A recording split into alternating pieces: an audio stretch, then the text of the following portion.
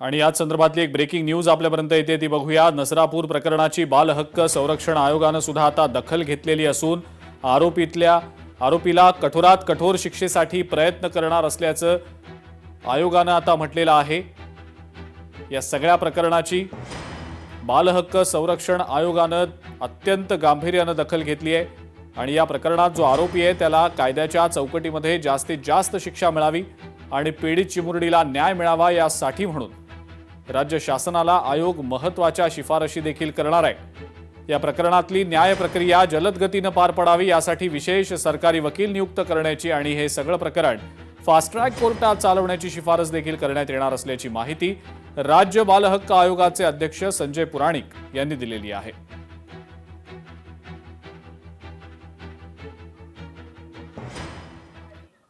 आपण पुन्हा एकदा ही लाईव्ह दृश्य बघतो। लाईव्ह दृश्य आहेत सध्या ही पुण्यातल्या नवले ब्रिज परिसर जो आहे त्या ठिकाणची। आंदोलक जे आहेत ते अजूनही अत्यंत आक्रमकपणे आंदोलन करत असल्याचं दिसतं आहे। मात्र पुणे शहर पोलीस आयुक्त जे आहेत अमितेश कुमार ते काही वेळापूर्वीच इथं दाखल झालेले होते आणि आंदोलकांची समजूत घालण्याचे प्रयत्न केले गेलेले आहेत।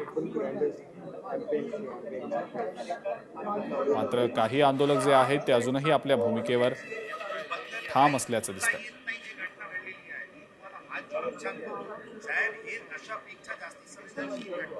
होऊ शकत नाही पण याच्यावर काही चर्चाचे विषयच नाहीये आणि तुमचे जे बहार केली आहे याचे कोणी दुसरा काही हे म्हणजे इमॅजिन पण करू शकत यामध्ये साहेब काही विषय नाही।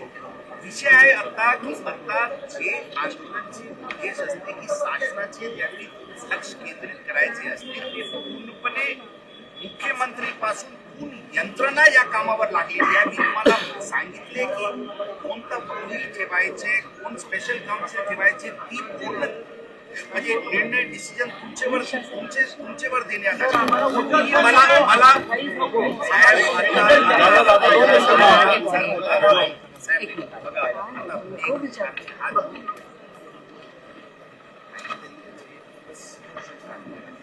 आता मला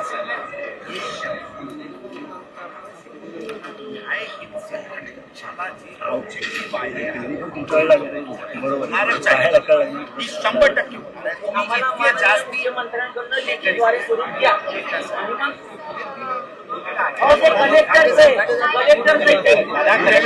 शासन असते तुला काय हवंय तुला काय हवंय शुभम शुभम